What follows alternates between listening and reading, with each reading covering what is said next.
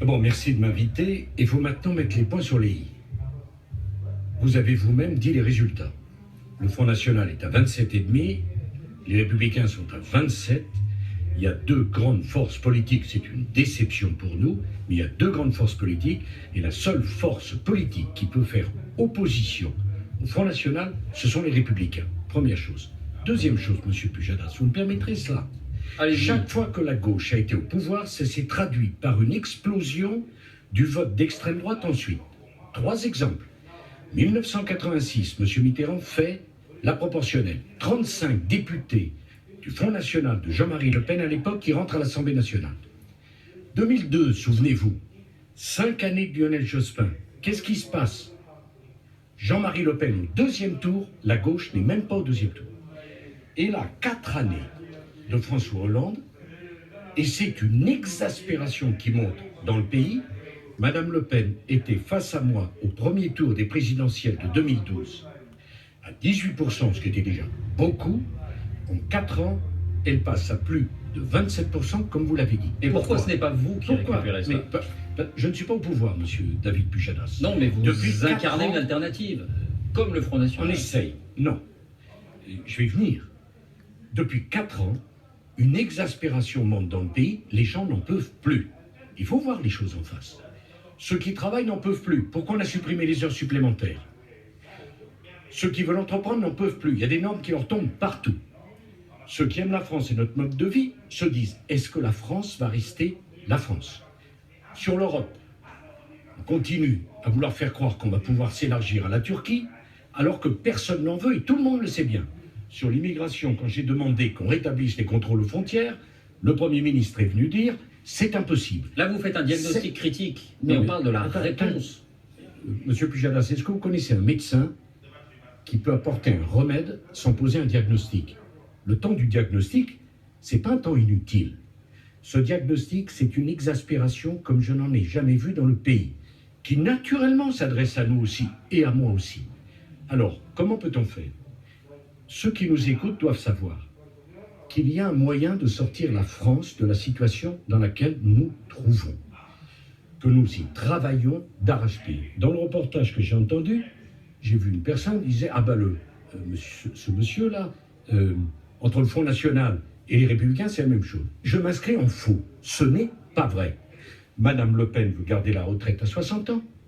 Je dis à tous les retraités qui nous regardent, parfait, votez pour le Front National. Quand il n'y aura plus d'argent pour payer vos retraites, alors que j'ai fait la réforme de retraite avec François Fillon à 62 ans, Madame Le Pen veut augmenter le SMIC. Parfait, tous les artisans, tous les commerçants qui nous regardent, et c'est ce qu'ils veulent. Enfin, Madame Marion Maréchal Le Pen, juste un mot, propose dans la région Provence-Alpes-Côte d'Azur, mais vous vous rendez compte, de supprimer le planning familial comme si on voulait revenir en arrière sur la liberté des femmes. Elle propose de renoncer à la subvention Monsieur au planning familial. Vous m'avez gentiment invité, elle n'a pas besoin d'un avocat, elle en a suffisamment. Non, je rétablis la suppression du... écoutez, si vous supprimez les subventions pour le planning familial, c'est que vous supprimez le planning familial. Les subventions du Conseil régional. Par exemple, si je supprime le budget de France Télévisions, c'est que je supprime France Télévisions. Au niveau national, si je dis on France parle de la Télévisions région. Va continuer, mais il n'y aura pas de budget pour France Télévisions, ça va mal se passer. Bon. Donc, vous avez noté quand même, Nicolas Sarkozy... Non, mais que les choses soient claires. La question du Front National, quand on dit c'est pas un vote républicain, ce n'est pas vrai, puisqu'ils ont le droit de se présenter. Quand on dit c'est une faute morale de voter pour eux, ce n'est pas vrai. C'est juste qu'ils vont conduire le pays et vos régions dans le désordre. Quand vous pensez la région Nord-Pas-de-Calais-Picardie, qui est synonyme d'ouverture, de joie de vivre, un mode de vie traditionnel français, se doter de Marine Le Pen, ça serait remis en cause selon vous. Est-ce que vous avez noté, Nicolas Sarkozy, ce qu'on entend à droite? Vous l'avez entendu tout à l'heure, Alain Juppé. Il faut ouvrir un débat sur la situation actuelle qui fait que nous ne sommes pas audibles. François Fillon, la situation est sérieuse, on ne peut la résumer en parlant d'un vote de colère ou en répétant une énième fois qu'on a entendu le message des Français. Apparemment, là, c'est votre ligne, peut-être votre leadership qui est mise en cause. Alors, ce sont des règlements de compte ou c'est une critique de fond que vous pouvez entendre? D'abord, c'est toujours utile de faire un débat. Ce matin, nous avons réuni notre instance dirigeante. Nous étions 67 sur la stratégie que j'ai proposée, qui consiste à dire qu'il n'y aura pas de fusion avec les socialistes et pas de retrait, parce que je ne veux pas de combination. Tout le monde ou presque a adhéré. Monsieur Pujadas, je ne veux pas d'arrangement dans le dos des électeurs. L'une des réponses, c'est le courage de la transparence sur nos idées. Je ne vais pas faire campagne aux côtés de personnes que j'ai critiquées au premier tour, ça n'aurait aucun sens. Est-ce que vous leur adressez quand même un remerciement à la gauche dans ces régions? Non mais puisque vous évoquez le sujet, si je peux répondre à la première question, je répondrai ensuite à la seconde. Allez-y. Donc la question sur la stratégie. La question n'est pas un problème de ligne. La question, c'est que nous arrivions tous ensemble, parce qu'on a besoin de tout le monde. C'est assez complexe comme cela, de convaincre les Français qu'on peut sortir la France de la situation dans laquelle elle se trouve, qu'il y a des réponses précises.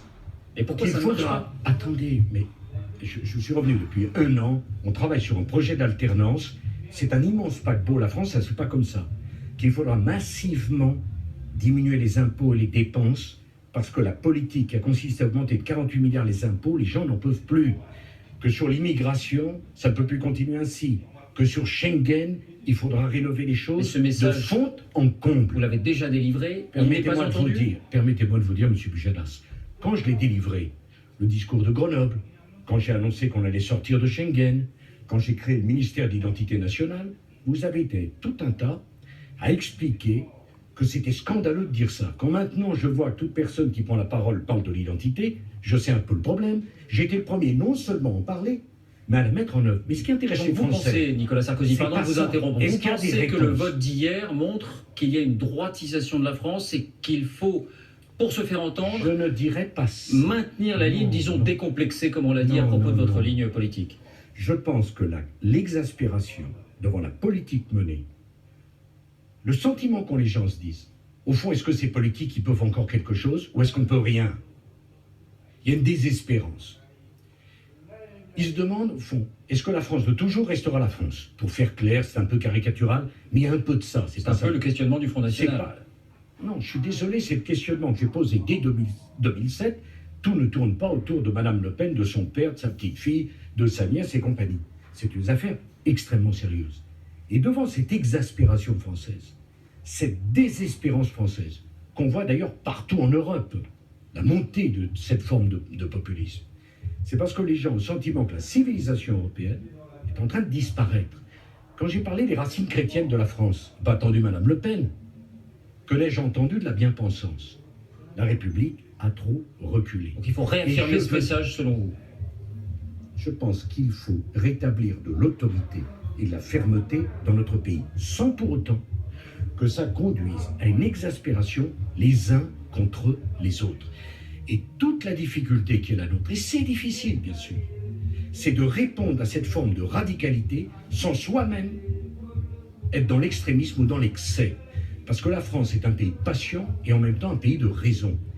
Et ça ne se fait pas par un claquement de doigts. Alors je reviens. Pour autant, il y a un deuxième tour, il faut se battre, parce que dans toutes ces régions, il n'y a pas de fatalité à la victoire d'un candidat du Front National. Je reviens d'un mot sur cette décision de la gauche de retirer ses listes là où elle est en 3e position. Vous n'avez pas pris cette même décision, vous l'aviez déjà annoncé avant, mais est-ce que vous adressez un signe, un remerciement, parce qu'elle vous permettrait peut-être de l'emporter dans les régions concernées? On peut être précis. La gauche ne retire pas ses candidats partout, elle est en 3e position. Il y a des endroits où elle ne retire pas ses candidats. Là où elle est distancée, disons. Est-ce que vous lui adressez un remerciement? Non, c'est pas comme ça que ça se passe. C'est pas passe-moi la salade, je t'envoie la rhubarbe. Un signe.